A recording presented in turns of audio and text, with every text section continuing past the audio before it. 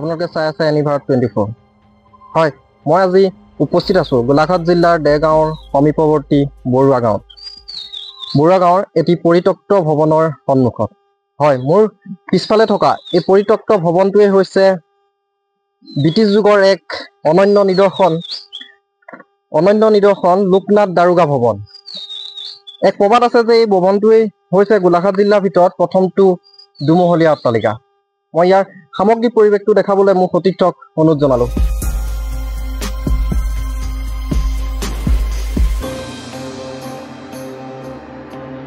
এই ঘৰটোতে বসবাস কৰিছিল লোকনাথ দাৰোগা পৰিয়ালে, কিন্তু অতি পৰিতাপৰ কথা যে বৰ্তমান হাবি জংঘলে ভৰি পৰিছে এই ভৱনটো। সংৰক্ষণৰ অভাৱতেই মূলতঃ জহিক হৈ গৈছে এই ভৱনটো। বিভিন্ন দল সংগঠনে এই ভৱনটো সংৰক্ষণৰ বাবে চৰকাৰক দাবী জনাইছিল যদিও কিন্তু কোনো কামত নাহিল। চৰকাৰ আহিছে গৈছে, মূলতঃ একেই হৈ থাকিলে।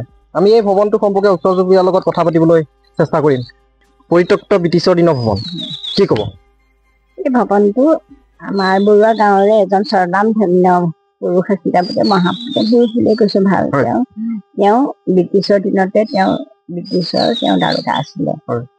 আৰু এই ভৱনটো বোলে 1940 চনতে সম্পূৰ্ণ হৈছিল, আমি জন্ম হোৱাৰ আগৰে। এই ভৱনটো এতিয়া আচলতে এইটো এটা আমাৰ কাৰণে এটা আপুৰুগীয়া সম্পত্তি। কিন্তু কথা হ'ল কি, এই সম্পত্তিটো সংৰক্ষণ কৰিবলৈ চৰকাৰে যদি যোগাযোগ নকৰে, আৰু ইয়াৰ এতিয়া মোৰ লগতে আছে তেওঁৰ আজু নাতি ৰঞ্জন বৰুৱা, তেওঁলোকৰ দুজন ল'ৰা আছে, কিন্তু তেওঁলোকৰ জিম্মাতে আছে। কিন্তু তেওঁলোকৰ কোনো চৰকাৰী কৰ্মচাৰী নহয়, কাৰণ এই বস্তুটো যেনেকে সংৰক্ষণ কৰিব লাগে তেওঁলোকে কোনো কাৰণে নোৱাৰে।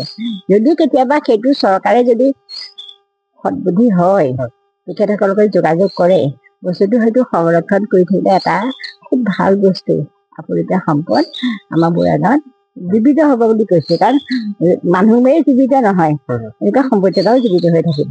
মই তাকে লোকনাথ দাৰোগা তেখেতৰ বিষয়ে কি ক'ব? লোকনাথ দাৰোগা ব্ৰিটিছৰ দিনত দাৰোগা আছে বুলি আমি দেউতাহঁতে কোৱা শুনিছো। আৰু তেখেত ব্ৰিটিছৰ এজন বোলে ভাল কৰ্মৰত হিচাপে ভাবি আছিলে, আৰু তেখেত এই ঘৰটোতে বোলে তেখেত মৃত্যুবৰণ কৰিছিলে।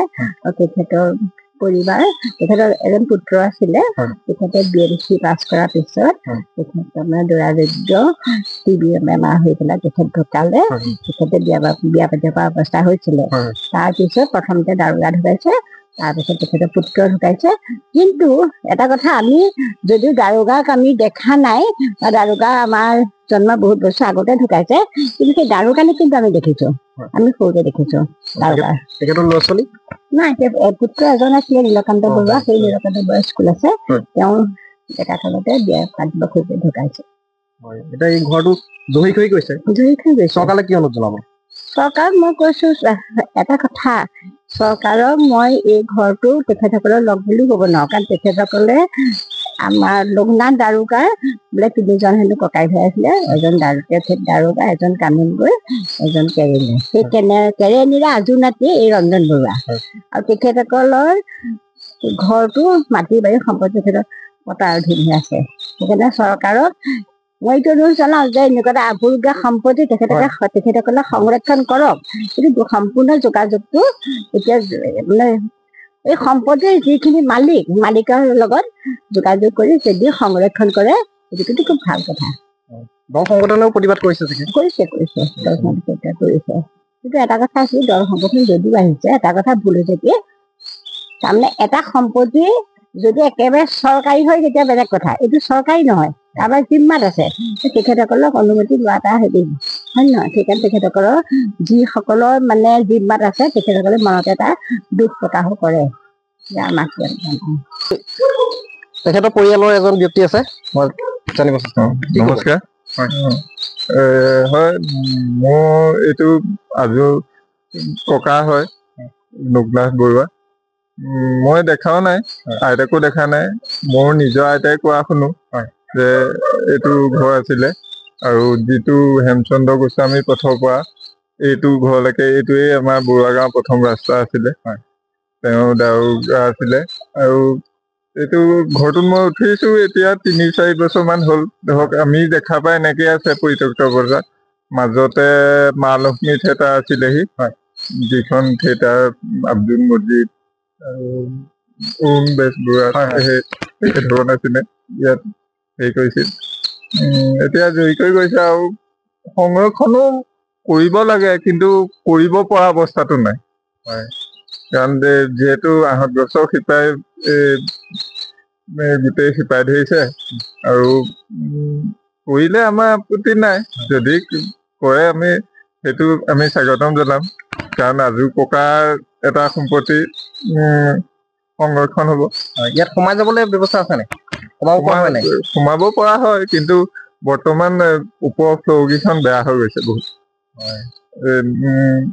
হাবি যিটো শিপাই গোটেই ফালি পেলাইছে আৰু পানী পৰে ওপৰৰ পৰা। আৰু সংৰক্ষণ কৰিলে আমি স্বাগতম জনাম। আমি নিজে প্ৰতিপাল কৰিছিলো, কিন্তু কৰিব পৰা অৱস্থাত আৰ্থিক সমস্যাৰ কাৰণে প্ৰতিপাল কৰিব পৰা নাই। কিন্তু ৩-৪ বছৰ আগতে এইখিনি কটা হৈছিলে হাবিখিনি, সেইটো আকৌ উঠি গ'ল। আৰু মিডিয়াতো কিছুমান ভুল তথ্য কিছুমানো গৈ আছে, য'ত বেলেগ বেলেগ মিডিয়াত সংবাদ মাধ্যমত প্ৰচাৰ হৈছে হৈছে কিছুমান ভুল তথ্যও গৈছে। ধৰক তেনেকুৱা হয়। ভুল মানে কেনেকুৱা ধৰক এনেকুৱা ভূত ওলাই, আমুক ওলাই, বুঢ়াগাত তেনেকুৱাও তথ্য গৈছে। পৰিত্যক্ত ভৱন আৰু একেবাৰে ওপৰত এখন বেনাৰ আছিলে, যিটো নাম আছিলে লোকনাথ কটেজ বুলি। বেনাৰখন এতিয়াও আছে, ধৰক পকা বেনাৰ আছিলে, যিখন ইয়াত আহি থোৱা আছিলে, ইয়াত লগোৱা আছিলে, সেইখন খহি ইয়াতে পৰি আছে। সেইটো মইতো দেখাও নাই, কিন্তু সেই তথ্য প্ৰমাণটোত পাই পেলাই কৈছো যে এইটো 1940 চনতে বনোৱা হৈছিলে আৰু নামটো আছিলে লোকনাথ কটেজ। আৰু এই ঘৰতে বহি আমি আগৰ আইতাই কোৱা শুনা মতে ইয়াতে পাশা খেলে। দুজন মানে একদম গোটেইটো দেখি থাকি ইয়াত পাশা খেলে। এই বিল্ডিংটো কেইমহলীয়া? আমি 3 নম্বৰ মহলাত আছো এতিয়া। ইয়াত এইটোৱে সেই দেখা গৈছে যে বিভিন্ন সংবাদ মাধ্যমত এই ঘৰটোৰ বিষয়ে বহু কথা ওলাইছে, ভূত ওলাই, কিবা ওলাই। সেই সম্পৰ্কত কি ক'ব? সেইটো সম্পূৰ্ণ মিছা। কাৰণ আমি সৰুৰ পৰাই এই কণতে ডাঙৰ হোৱা, ইয়াত সৰুৰ পৰাই দেখিছো। আৰু সেই ভূত প্ৰেতৰ বিষয়ে আমি একো আজিলৈকে আমি একো উমান পোৱা নাই। সেইটো সম্পূৰ্ণ মিছা।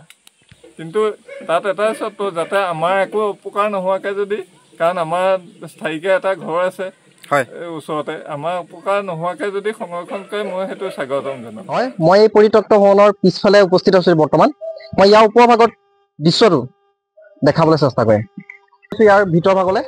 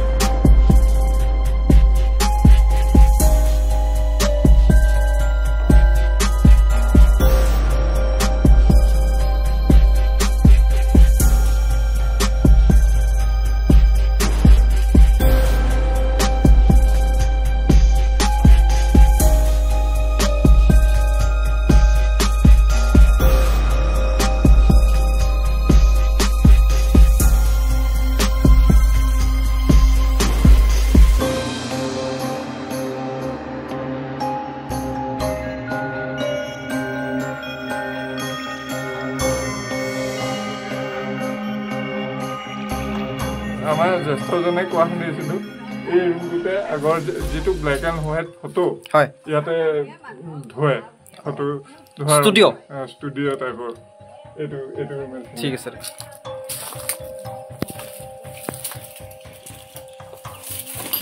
গতিকে চৰকাৰলৈ আমাৰ এটাই অনুৰোধ থাকিল, এই ঘৰটো যাতে সংৰক্ষণৰ ব্যৱস্থা কৰে। ধন্যবাদ।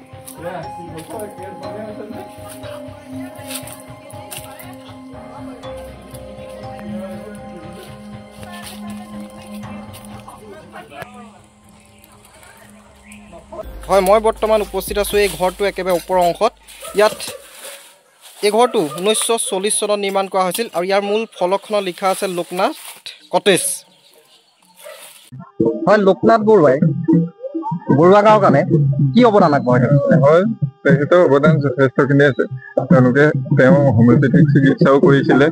এতিয়া আমি যি হৈ আছে মোৰ ব্ৰেকত দেখিছে তেওঁ পুত্ৰ শৰণত নীলকান্ত LP স্কুল দিছিলে মাটি এখিনি।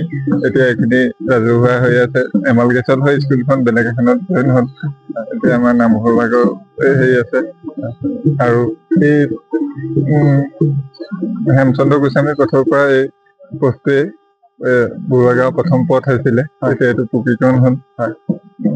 এনেকুৱা অৱদান আছে, তেখেতৰ অৱদান যথেষ্টখিনি আছে বৰুৱা গাঁৱৰ কাৰণে। এতিয়া ধৰক ৰাজহুৱা হিচাপে এইখিনি মুকলি ফিল্ড এখনতো আছে। সৰু ল'ৰা ছোৱালীয়ে এতিয়া খেলা ধূলা কৰে। ৰাজহুৱা হিচাপেহে হৈ আছে।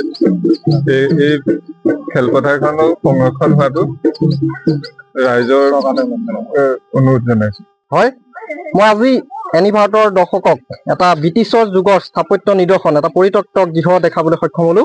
এই গৃহটোত বহুতো আপুৰুগীয়া সম্পদ আছিলে, কিন্তু এতিয়া জহিক হৈ কালক্ৰমত নাইকিয়া হৈ গৈছে। শেষত চৰকাৰলৈ এটাই অনুৰোধ থাকিল যাতে চৰকাৰে এই গৃহটো সংৰক্ষণৰ বাবে ব্যৱস্থা কৰে। মই ইয়াকে কৈ মোৰ এই চমু প্ৰতিবেদনৰ পৰা সামৰণি মাৰিলোঁ।